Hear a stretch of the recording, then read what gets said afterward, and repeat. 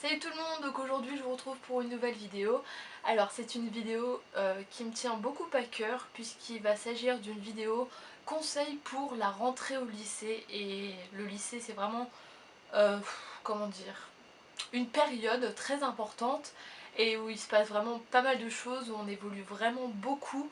Et donc du coup je voulais venir dans cette vidéo pour vous donner quelques conseils et pour tout simplement vous parler de ça. Et donc du coup on va y aller sans plus tarder. Alors il faut savoir déjà que moi j'ai fini le lycée, donc pas l'année qui vient de se finir mais l'année dernière j'ai eu mon bac, donc en 2015, 2014. En 2014 j'ai eu mon bac, donc du coup voilà, le lycée pour moi c'est terminé et donc j'ai eu l'occasion de vivre plusieurs choses et donc du coup suite à ça j'ai décidé de vous en parler et de vous parler de mes expériences et peut-être que ça va vous aider. Alors je crois que c'est la vidéo où je l'ai le plus organisée. Alors on va parler dans un premier temps des cours, donc comment ça se passe, tout ça, tout ça. Après on va parler des méthodes qu'il y a pour apprendre ces cours, tout simplement parce que ça peut peut-être un peu changer du collège. Après on va parler du dispersement entre guillemets, donc les choses qui peuvent nous induire en erreur et faire qu'on est plus concentré dans les cours. Et enfin, pour terminer, j'aborderai la partie vraiment la plus importante selon moi. Enfin, les cours c'est important, mais bon, notre vie au lycée avec les autres personnes, ça l'est tout autant. Et donc du coup, en dernière partie, j'aborderai les personnes, les amis et tout ça au lycée. Donc ça va être une vidéo assez longue, donc du coup on va y aller sans plus tarder. Alors pour ce qui est des cours, donc en soi, c'est vrai qu'il n'y a pas tellement de changements puisque au collège on avait déjà plusieurs profs pour plusieurs matières. Au lycée c'est exactement la même chose. Ce qui va vraiment le plus changer, c'est que vous allez être vraiment un peu plus autonome entre guillemets, dans le sens où le prof il va pas tout le temps vous dire vous devez apprendre ça, vous devez faire des exos pour vous entraîner. C'est vraiment, on vous prépare un peu pour le post-bac on va dire, dans le sens voilà, c'est un peu à vous de décider, de dire bon voilà, j'ai un peu de mal dans telle ou telle matière, je vais réviser un coup, voilà, je vais essayer de refaire quelques exercices.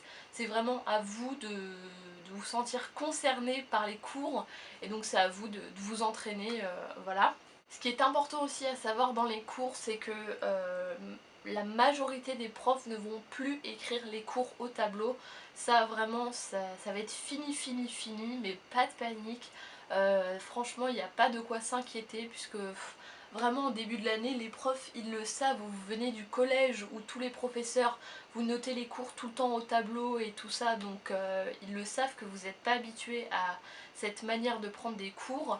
Donc du coup ils vont vous aider, ils vont vous accompagner et donc du coup ce qui va être très important au lycée c'est la prise de notes. Prise de notes, comment ça se passe? Tout simplement, bon, il y a le prof qui déblatère son cours et donc du coup vous écrivez ce qu'il est en train de dire. Alors forcément vous n'allez pas pouvoir tout noter à moins que vous soyez Speedy Gonzales du crayon, mais bon je ne pense pas, ce qui est tout à fait normal.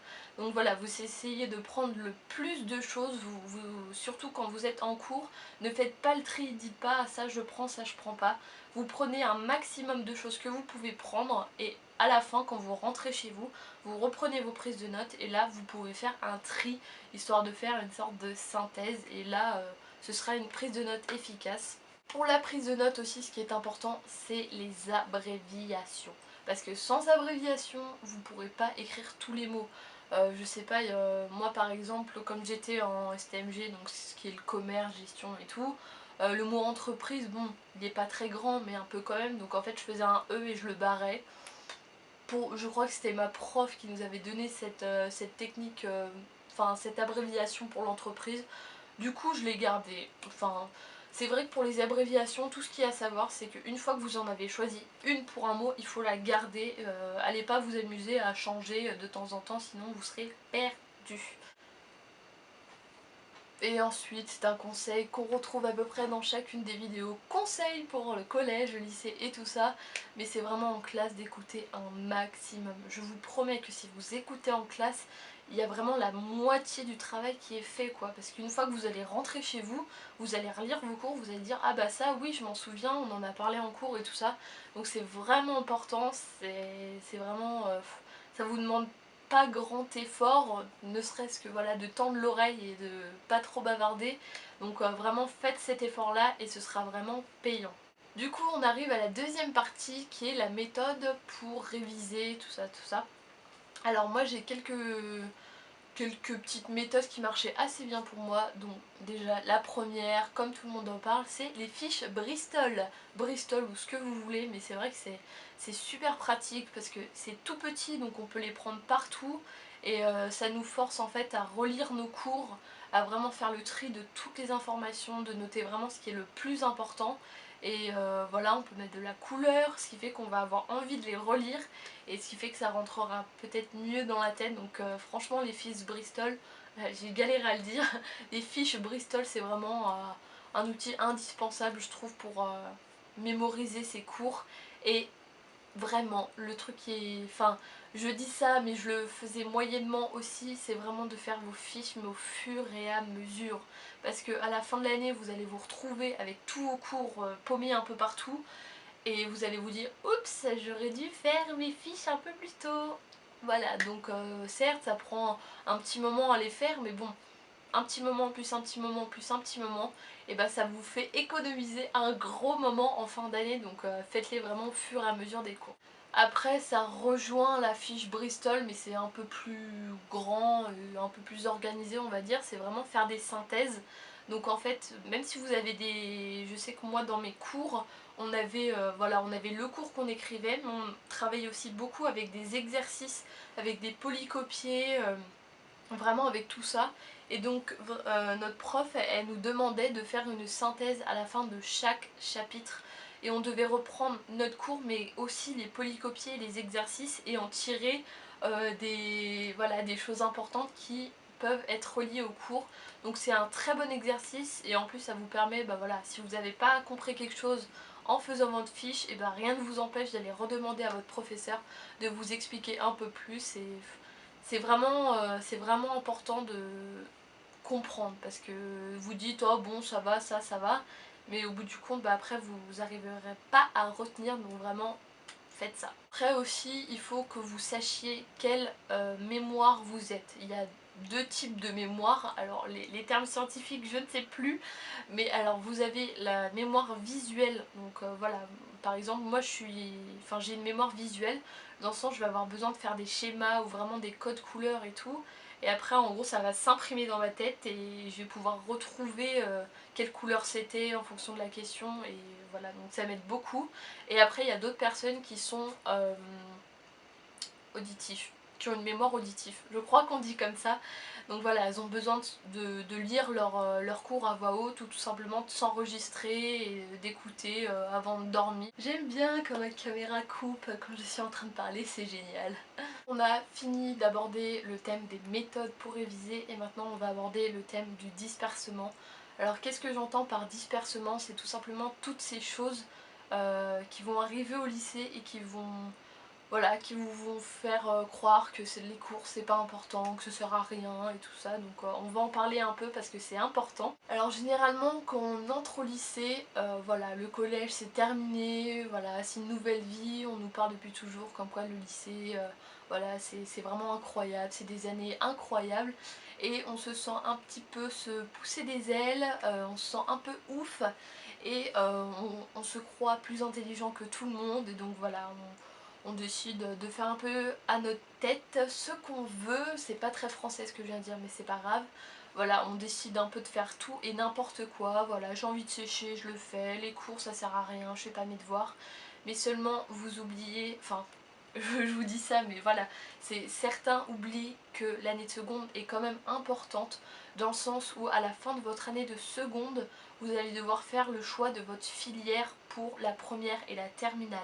Et ce serait vraiment bête de passer à côté de la filière que vous voulez vraiment, tout simplement parce que vous aviez eu la flemme pendant un trimestre ou autre de pas travailler. Et vraiment dommage, donc du coup bah mettez-vous voilà, je sais pas, un coup de pied aux fesses, mais vraiment c'est important l'année de seconde, même si voilà, on se dit que on est en vacances beaucoup plus tôt que les autres années, vers fin mai, machin, on est déjà en vacances, mais faut pas oublier que c'est très important et ça va vraiment, la seconde c'est ce qui va jouer sur la fin de notre lycée quoi. Donc du coup pensez-y quand même parce que c'est important le choix de votre filière. D'ailleurs entre parenthèses, dites-moi si ça vous intéresse que je vous fasse une vidéo à propos de ma filière. Donc moi j'étais en STMG et c'est une filière, comment dire, où il y a beaucoup de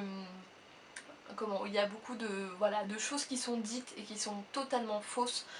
C'est vraiment une filière que j'ai adorée et du coup dites-moi en commentaire ou autre si vous voulez que je vous en fasse une vidéo pour présenter la STMG. Voilà pour ce qui est du dispersement et maintenant on va aborder la partie qui me tient vraiment beaucoup à cœur et il s'agit des personnes, des amis et tout ça qu'on rencontre au lycée, donc du coup on va y aller. Alors comme premier conseil, c'est quelque chose que j'ai vécu et donc du coup je tiens à vous le faire partager. Quand vous allez rentrer en seconde, suffit que vous ayez dans votre classe votre meilleur ami. Oh, alors là tout de suite, c'est vrai, c'est génial, vous vous dites oh là là, ça va être une année de ouf, on va être tout le temps ensemble et tout. Alors c'est bien d'avoir sa meilleure amie dans sa classe, mais c'est pas pour autant qu'il faut oublier les autres personnes autour de vous dans votre classe. Parce que suffit qu'avec votre meilleure amie, vous crêpez le chignon et que vous vous engueuliez, mais vraiment, et que du coup vous en veniez à ne plus vous parler, et à ce moment-là vous allez vous retrouver toute seule et ça va vraiment être dur de passer, voilà, d'être toute seule. Et puis après vous n'allez pas arriver devant les autres en disant hey, salut, l'autre elle m'a complètement larguée, donc du coup est-ce que tu veux bien être pote avec moi? Ça marche pas.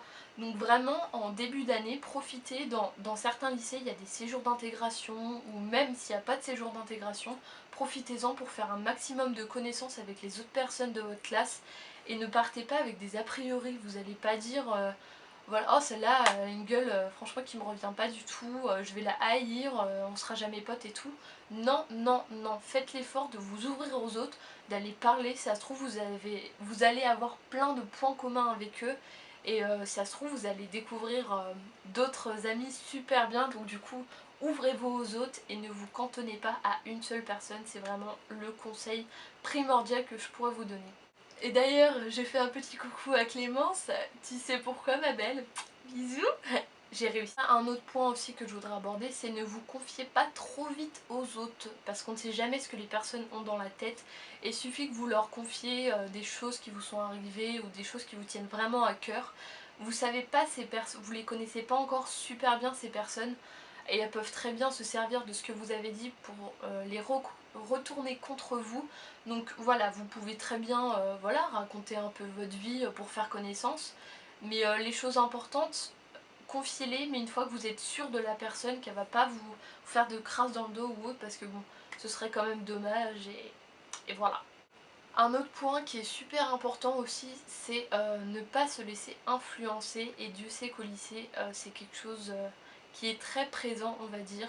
Il y a certaines personnes qui, on ne sait pas pourquoi, pour se sentir exister, elles ont besoin de tout contrôler, que ce soit elles-mêmes, que ce soit les autres, et elles prennent un malin plaisir à vraiment faire de vous une sorte de pion. Donc vraiment ce genre de personnes, faut les éviter un maximum, elles peuvent vous attirer des ennuis. Et puis faut très bien savoir que ces personnes-là, ce ne sont pas des vrais amis, mettez-vous bien ça dans la tête.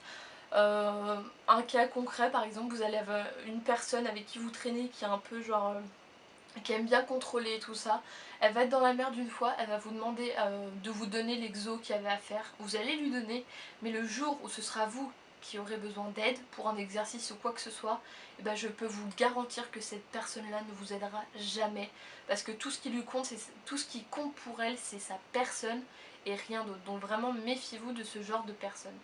Et un autre conseil qui est aussi très important et dont je me suis rendu compte vraiment après le lycée, vraiment il faut rester vous-même.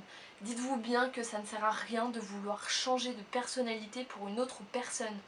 Euh, les personnes qui voudront vous faire changer, ce ne sont pas des vrais amis, parce que vos vrais amis, ils vous aiment pour ce que vous êtes. Même si vous avez une particularité, même voilà, je sais pas, si vous aimez un look particulier, si vous aimez une musique particulière, ils vous aimeront pour ce que vous êtes. Vous n'avez pas à changer pour vous faire aimer.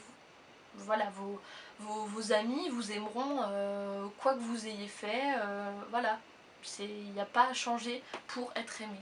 Si vous changez et que là la personne vous dit oh maintenant t'es bien et tout, c'est que c'est pas une véritable amie, donc méfiez-vous de ça. Alors certes au lycée, le lycée c'est 3 ans, vous allez forcément changer en 3 ans, que bon déjà vous allez changer physiquement, c'est obligé, mais vous allez aussi changer mentalement dans le sens voilà, vous allez vivre plusieurs expériences au lycée qui vont vous faire changer, et ce changement là est bien dans le sens où vous allez mûrir, voilà, vous allez prendre un peu plus confiance en vous. Mais si c'est pour changer, pour plaire à quelqu'un, ce n'est pas possible, ça ne sert à rien. Et voilà, ayez confiance en vous, n'ayez pas peur de ce que vous êtes. Vraiment c'est important. Une fois que vous êtes accepté, vous acceptiez que voilà, vous soyez vous-même, ben vous vous sentirez 1000 fois mieux dans votre peau, et vraiment c'est important. Enfin, on va parler aussi d'un sujet qui est très récurrent sur YouTube, et si ça l'est sur YouTube, c'est que ça l'est dans la vraie vie malheureusement, c'est tout ce qui est du harcèlement ou de l'intimidation. C'est quelque chose qui est vraiment horrible et qui prend beaucoup de place maintenant dans la vie des lycéens et des collégiens, et c'est vraiment pas normal. Alors, il y a plein de vidéos sur YouTube voilà, de personnes qui vous expliquent ce qu'elles ont vécu et tout ça. Et moi dans cette vidéo je vais juste vous conseiller vraiment de... Si vous avez un problème, mais il ne faut surtout pas hésiter à aller en parler à quelqu'un. Vraiment c'est... Souvent on se dit non faut pas que j'aille en parler, ça va empirer les choses. Mais non, ça ne va pas empirer les choses, ça va les vraiment aider à aller mieux. Qu'est-ce que vous voulez que des gamins de 15, 16 ou 17 ans fassent le poids contre des adultes? C'est pas possible. Alors vous en parlez à qui vous voulez, que ce soit à vos parents, à vos professeurs, parce que les professeurs ils sont là pour ça, enfin certes ils sont là pour vous enseigner des choses, mais ils sont là aussi pour, voilà, pour vous aider, pour que vous vous sentiez bien au lycée. Donc si vous avez un problème avec quelqu'un en particulier dans votre classe ou dans d'autres classes, il ne faut pas hésiter à aller leur parler. Vous n'allez pas gâcher vos 3 années de lycée à cause d'une personne qui s'amuse à vous foutre la merde tout simplement. Donc vraiment parlez-en, c'est vrai qu'on est... c'est vrai qu'on a du mal à se dire voilà il faut que je m'ouvre, il faut que j'en parle, mais c'est vraiment le seul conseil qu'il y a à retenir de toutes les vidéos sur le harcèlement et l'intimidation, c'est d'en parler. Vous pouvez très bien aussi en parler à votre meilleur ami ou autre, pourra peut-être essayer voilà, d'aller en parler après à des personnes plus compétentes, mais vraiment faut en parler. Vous avez que 15, 16 ou 17 ans, et ce serait dommage vraiment de vous pourrir la vie à cause d'une histoire qui pourrait peut-être être réglée grâce à des adultes, donc vraiment parlez-en. Enfin, pour dédramatiser un peu voilà, toute cette partie, vraiment profiter à fond. C'est vrai qu'au lycée vous allez peut-être rencontrer les meilleurs amis que vous aurez tout le long de votre vie. Moi je pense à certaines personnes en particulier et je pense qu'elles se reconnaîtront, et je leur fais plein de gros bisous. Et vraiment quand vous avez trouvé les bons amis, vraiment ceux sur qui vous pouvez compter, c'est vraiment important, et je sais que moi je pourrais pas vivre aussi gaiement s'ils n'étaient pas avec moi. Donc voilà, profitez de votre vie de lycéen, de lycéenne, éclatez-vous tout en sachant ses limites. Et voilà, je vous fais d'énormes bisous, j'espère que la vidéo vous aura plu, n'hésitez pas à me dire tout ce que vous en avez pensé en commentaire. N'hésitez pas aussi, si vous voulez parler de certaines choses, de m'envoyer un email, mon adresse email est dans la barre d'informations. Et moi je vous fais plein de gros bisous et je vous dis à une prochaine. Salut!